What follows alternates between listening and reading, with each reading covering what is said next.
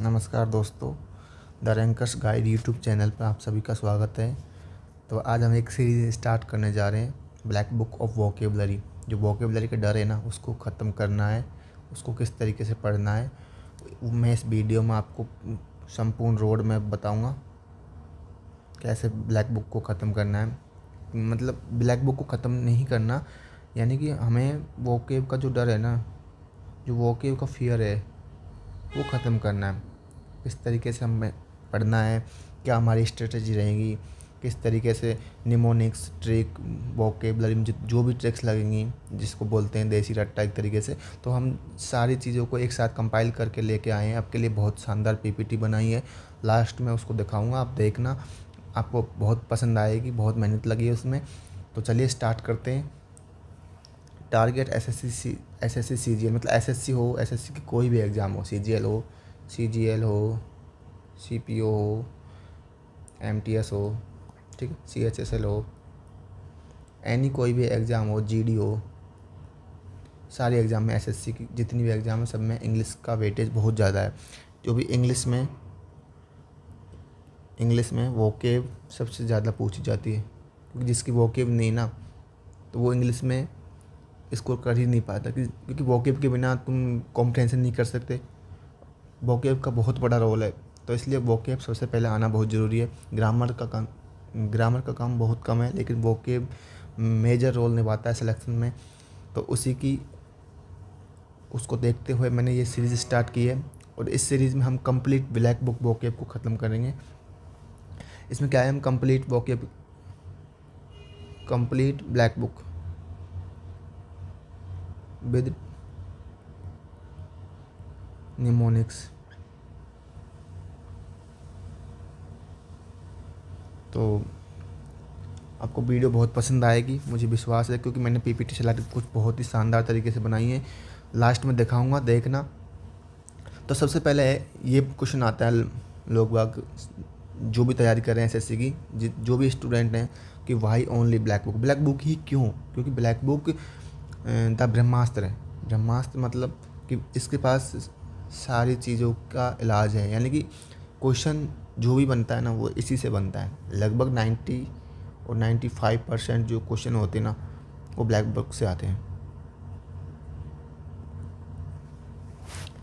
तो इसको हम गीता या कुरान बोल सकते हैं एसएससी वोकेबलरी का, क्योंकि अपने समाज में सबसे ज़्यादा जो चर्चित बुक्स हैं वो गीता कुरान है। तो उस हिसाब से मैं एसएससी का एक तरीके से बाइबल बोल सकते हैं इसको, क्योंकि 90% डायरेक्ट क्वेश्चन आते हैं। ठीक है, इस बुक में 90% इस बुक से 90% question same to same as it is देखने को मिलते हैं। तो प्रीवियस ईयर की सारी वोकेबलरी इसमें है, तो इतने वर्ड्स हो जाते हैं कि पूछने वाला एग्जामिनर कहाँ से पूछेगा, तो सारे क्वेश्चन यहीं से देने पड़ते हैं। ठीक है, TCS pattern, best compilation of all question. जो टीसीएस ने जितने भी एग्ज़ाम करवाए ना 2025 के लास्ट तक, वो सारा कंपाइलेशन है। और जो न्यू न्यू टेंडर आया है, जो न्यू ट्रेंड है वैकेंसी का, या फिर जो एग्ज़ाम कंडक्टर एजेंसी है एडिक्विटी, उसके सारे क्वेश्चन भी इसमें कंपाइल किए गए हैं, और सबको ट्रिक्स के साथ बताएंगे। बस थोड़ा उनमें चेंजेस देखने को मिला है, और वो क्या चेंज हुआ है वो भी हम आपको डिस्कस करके बताएंगे। ठीक है, टाइम सेविंग, क्योंकि ब्लैक बुक में क्या है, टाइम सेविंग है, एक ही जगह तुम्हें सारे सोर्स उपलब्ध हो जाते हैं। ठीक है, selection factor, vocab decider your rank, क्योंकि इंग्लिश में अगर मार्क्स इंक्रीज करने हैं तो वोकेब का आना 100% ज़रूरी है। जो वोकेब नहीं आएगी तो तुम इंग्लिश में मार्क्स नहीं ला पाओगे। ठीक है, मार्क्स गेन नहीं कर पाओगे। अगर गेन करना है देन स्कोर तो करना ही पड़ेगा। ठीक है, स्कोर इन वोकेब।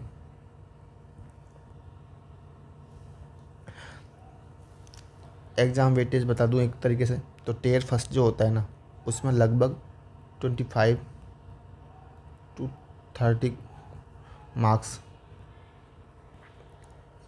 अकेले वोकेब के होते हैं। आप लगा सकते हो कि 50% से प्लस वोकेब पूछते हैं, यानी कि 50 मार्क्स के आते हैं टीयर फर्स्ट में। टीयर फर्स्ट में 50 मार्क्स की इंग्लिश आती है, ठीक है। इंग्लिश का जो वेटेज होता है ना वो 50 मार्क्स है, और 50 मार्क्स में से अगर तुम्हारे 25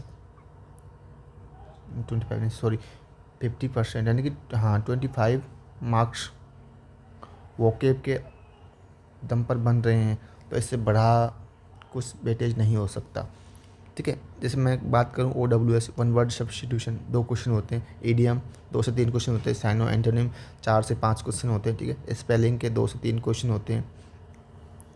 ये तो बिल्कुल इजी कंसेप्ट के साथ बता रहा हूँ ना। देन इसके बाद और भी बहुत सारी चीज़ें, जैसे फ्रेजल वर्ब हैं, फ्रेजल वर्ब इनके भी बहुत सारे क्वेश्चन बनते हैं। Synonym, antonym, one word, EDM, phrasal verb, बहुत मतलब वोकेब का इतना वेटेज है कि तुम आराम से आसानी से अच्छे मार्क्स गेन कर सकते हो वोकेब के दम पर। अगर आपकी ग्रामर नहीं है तो वोकेब के दम पर तुम अच्छे मार्क्स गेन कर सकते हो।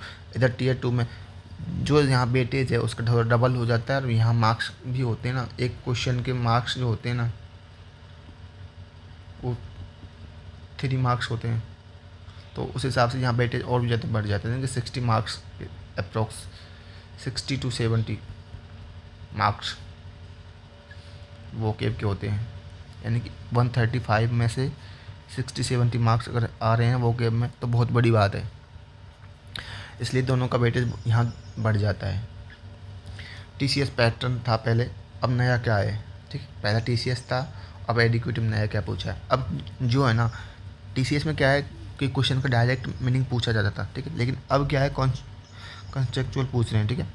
इसमें क्या है डायरेक्ट मीनिंग कम पूछ रहे हैं, अब सेंटेंस में वर्ड देकर पूछ रहे हैं। जैसे कोई सेंटेंस है, ठीक है, इसमें कोई वर्ड है उसको हाईलाइट कर दिया, तो उसका मीनिंग, उसका वर्ड पूछ लेंगे, उसका मीनिंग पूछ लेंगे, या फिर उसका वो किस वे में यूज़ किया गया है, या इसका पार्ट ऑफ स्पीच क्या है, कुछ भी पूछ लेंगे, तो वो थोड़ा वो टफ हो जाता है। लेकिन ऐसी बात नहीं है, क्योंकि 80% जो क्वेश्चन होते हैं ना वो रिपीटेड ही होते हैं। ओल्ड PYQs आर गोल्ड है, क्योंकि बिना प्रीवियस ईयर के तो कोई कुछ से बेस ही नहीं हो सकता, क्योंकि 80 to 90% क्वेश्चन प्रीवियस ईयर ही होते हैं, तो 20% नए आते हैं जो न्यूज़पेपर से आते हैं। न्यूज़पेपर्स हैं द हिंदू से आते हैं, वो कहीं से भी रैंडम वर्ड उठाएंगे और डाल देंगे, तो ऐसा नहीं है कि उसमें से क्वेश्चन बनते नहीं हैं, आपका पढ़ा हुआ ही आएगा आने को। तो 2-5 क्वेश्चन ऐसे हैं जो शायद नए देखने को मिले, लेकिन 80% से 90% क्वेश्चन जो है ना वो रिपीटर से मिलते हैं। 20% में आपके 4-5 क्वेश्चन नए आएंगे, और उनमें से अगर 1-2 क्वेश्चन बन जा रहे हैं तो बहुत अच्छा है, नहीं भी बन रहे तो इतना पैनिक होने की कोई ज़रूरत नहीं है, क्योंकि 80% में अगर 80% जो क्वेश्चन प्रीवियस ईयर आ रहा है उसमें 100% मार्कअप कर रहे हो ना, तो बहुत अच्छा स्कोर है। स्पेलिंग पर विशेष फोकस रखना है, क्योंकि सबसे ज़्यादा जो मिस्टेक होती है ना वो स्पेलिंग पे होती है। Focus on double letters, vacuum, embrace, millennium, बहुत सारी स्पेलिंग है जिन पर आपको विशेष कर ध्यान रखना है। तो टारगेट बना के दूंगा मैं आपको पर डे का कि किस हिसाब से अपन को वोकेब पढ़नी है, कितने वर्ड्स एक दिन में आपको पढ़ने चाहिए, जिससे कि आपकी वोकेब थोड़ी इम्प्रूव हो। याद कैसे करें, सबसे जो बड़ा क्वेश्चन होता है ना वो ये होता है कि याद कैसे करें, क्योंकि रिटेन नहीं कर पाते। याद तो करते हैं लेकिन भूल जाते हैं, याद करते हैं लेकिन भूल जाते हैं। जो भूलने की बीमारी है ना वो सबको है, ऐसा नहीं कि किसी पर्टिकुलर इंसान को है, कि जो ह्यूमन ब्रेन है ना वो इसी तरीके से कार्य करता है।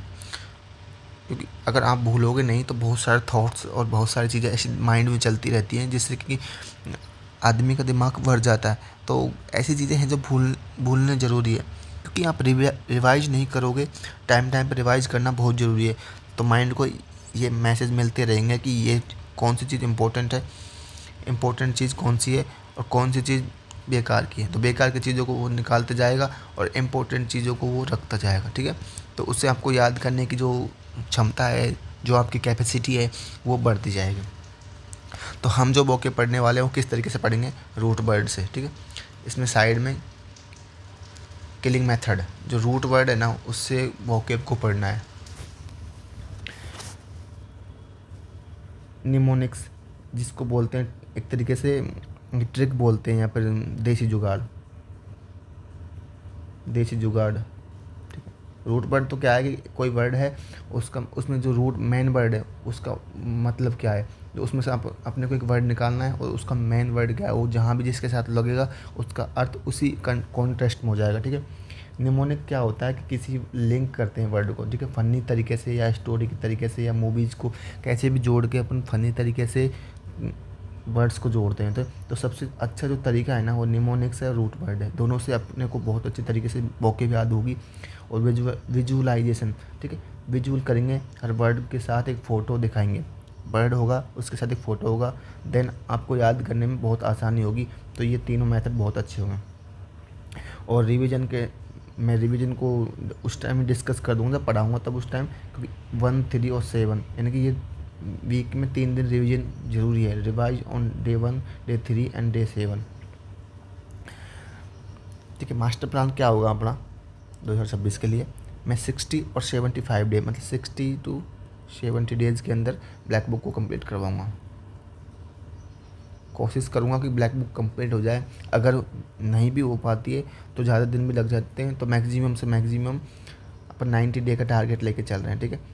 या इससे पहले कंफर्म तो यहाँ हो जानी चाहिए, लेकिन अगर नहीं भी होती है तो 90 डे में मैं कंफर्म करा दूंगा या इससे पहले कराने की कोशिश करूँगा। अगर नहीं भी हो पाएगी तो वन शॉट ले लेंगे, किसी तरीके से अपन को करा, मतलब CGL 2026 से पहले मैं आपको ब्लैक बुक कंप्लीट करा दूंगा। ब्लैक बुक कंप्लीट हो जाएगी आपकी, ठीक है। तो डेली क्लास टारगेट, अब टारगेट देखो आप, मैं अपने हिसाब से बता रहा हूँ कि 30 वर्ड एक स्टूडेंट को है ना, 30 वर्ड तो पर डे पढ़ने चाहिए, 1 वर्ड, 30 वर्ड EDM और 20 वर्ड सिनोनिम, ठीक है। इतने तो कम से कम याद करने चाहिए। और बहुत बहुत से लोग हैं जो एंटोनिम याद करते हैं, एंटोनिम याद नहीं करने हैं। एंटोनिम क्या है कि आप जितने सिनोनिम याद करोगे ना उनके जस्ट अपोजिट ही है, अपोजिट याद नहीं करने, आपको बस सिर्फ मीनिंग याद करना है। जितने सिनोनिम आप याद कर लोगे ऑटोमेटिक एंटोनिम आप खुद से कर लोगे। तो सबसे ज़्यादा फोकस करना है सिनोनिम याद करने पर, एंटोनिम अभी याद नहीं करना है। जब आप 10-15 दिन लगातार पढ़ोगे तो आप खुद से समझ पाओगे कि एंटोनिम पढ़ने की चीज़ नहीं होती, सिर्फ सिनोनिम पढ़ने की चीज़ होती है। वो इसी से उसका मीनिंग निकल जाता है। 30 EDM, 30 1 वर्ड और 20 सिनोनिम है कि 80 से 100 वर्ड पर डे पढ़ रहे हो, ठीक है। वोकैब बहुत अच्छी हो जाएगी आपकी, ठीक है। यानी कि 30 डेज में 30 × 100 बराबर 3000 वर्ड आपके एक मंथ के अंदर तैयार हो रहे हैं। इससे बड़ा मोटिवेशन और क्या हो सकता है। तो आपको डेली टारगेट और कंसिस्टेंस रहना है, टारगेट बेस फॉलो करना है और कंसिस्टेंसी के साथ पढ़ाई करनी है, ठीक है। सिलेबस को अपन कैसे ब्रेक डाउन करेंगे, ठीक है, किस तरीके से आप अपने को वोकैब का सिलेबस जो है ब्रेक डाउन करना है। तो इसमें कोई ज़्यादा वो नहीं है, जैसे इजी से पहले इजी, जहाँ से अपने क्वेश्चन अच्छे बन रहे हैं, जहाँ से ज़्यादा क्वेश्चन पूछे जा रहे हैं पहले उनको कवर कर लेंगे। जैसे टॉप 200 कर लिए, PYQs कर लिए, TCS 18 से 25 के बीच ना, जो TCS ने पूछे ना 18 से 25 उनको कवर कर लिया। सिनोनिम एंटोनिम रूट वर्ड के सहायता से कर लिया, ठीक है। जितने में रूट वर्ड लग रहा है रूट वर्ड के हिसाब से कर लिया। एडवांस लेवल की स्पेलिंग है, फ्रेजल वर्ब है, इनको अपन लास्ट में करेंगे, क्योंकि ये क्या याद करने में इनको बहुत प्रॉब्लम होती है, ठीक है। ये याद नहीं होते हैं, बहुत बड़ी दिक्कत देते हैं। तो सबसे पहले अपन ये पार्ट मेजर पार्ट है जो यहाँ से याद करेंगे, और लास्ट में इन दोनों को द हिंदू वोकैब से एक्सपेक्टेड न्यू वोकैब पूछे, क्योंकि यहाँ से 3 से 4 क्वेश्चन आते हैं और जो 3-4 क्वेश्चन के चक्कर में अपन यहाँ का सिस्टम ख़राब नहीं कर सकते। इसलिए पहले अपन इजी मेथड से याद करेंगे, देन एडवांस पे जाएंगे, ठीक है। तो आपका promise, you are ready to crack SSC CGL। अगर आप तैयार हैं SSC की कोई भी एग्ज़ाम जिसको क्रैक करना चाहते हैं तो कमेंट बॉक्स में लिख सकते हैं कि आपका टारगेट क्या है और किस एग्ज़ाम को आप फॉलो कर रहे हैं, ठीक है। तो डेली क्लास में कंसिस्टेंसी बनाए रखनी है आपको, ठीक है। मैं आपको smart notes only right tricks के साथ और निमोनिक्स के साथ दूंगा, और नो रट्टा ओनली अंडरस्टैंडिंग। देखो रट्टा ऐसा है, निमोनिक जब करते हैं ना तो उसमें रट्टा मारना ही पड़ता है। आपको स्लाइड दिखाऊंगा, आप खुद से समझ जाओगे कि रट्टा मारना बहुत अच्छी चीज़ है। पर ऐसे नहीं है कि वर्ड को रट रहे हैं, इसका मीनिंग होता है, इसका मीनिंग होता है, बस सिर्फ विजुअलाइजेशन करना है और चीज़ें आपको याद होती चली जाएंगी। ठीक है, टारगेट रखना है 50 आउट ऑफ 50। ठीक है, प्री में तो 50 आउट ऑफ 50 और मेंस में 135 ऑफ 135। ठीक है, डेली टाइम टेबल सेट कर लो अपने हिसाब से। भाई किसी को मॉर्निंग में पढ़ना अच्छा लगता है, मुझे भाई 30 मिनट रीडिंग कर लो, वोकेब को फ्रेश माइंड है याद करने की, जो याद करने का जो सबसे शानदार जो टाइम है ना, वो मैं तो मॉर्निंग को मानता हूँ, क्योंकि इसमें क्या है, माइंड फ्रेश रहता है, चीज़ें अच्छे से रिकवर हो पाती हैं, चीज़ें अच्छे से ऑब्जर्व हो पाती हैं। कुछ लोग हैं जो आफ्टरनून में भी करते हैं 15 से 20 मिनट। आप ऐसा कर सकते हो कि मॉर्निंग में आधा घंटा,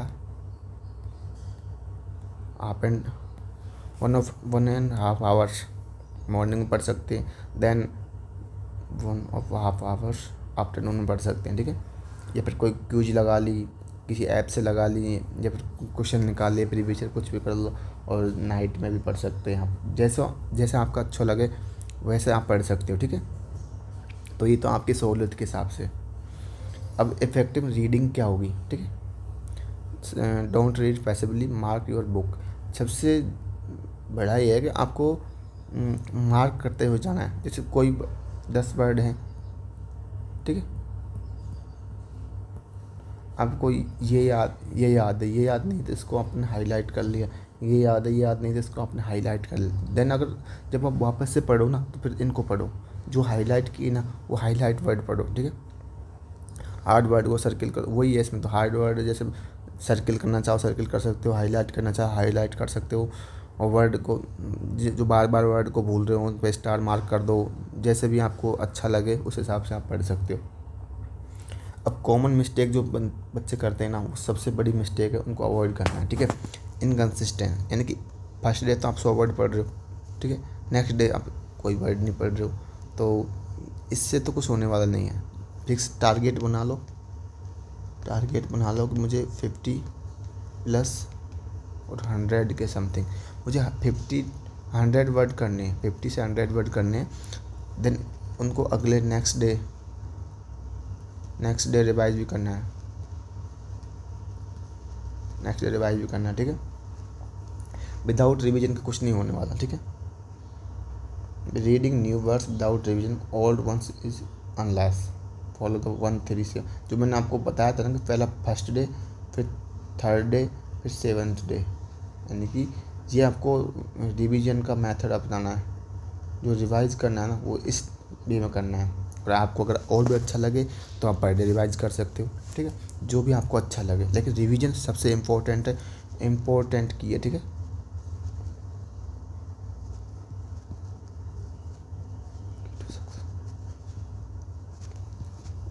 सक्सेस की सबसे इम्पोर्टेंट जो की है ना वो रिवीजन है। ठीक है, आप रिवीजन करते जाओ, आराम से सब कुछ होता चला जाएगा।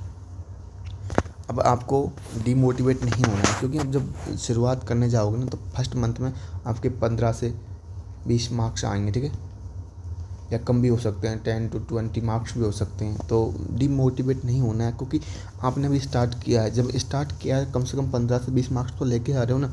देन आप जैसे ही सेकेंड मंथ में मूव हो गए, वहाँ 30 के अप्रॉक्स आपके स्कोर बनने लगेगा। देन आप थर्ड मंथ में आओगे तो आपका स्कोर ड्रास्टिकली बूस्ट होगा। ठीक है, यहाँ से आपका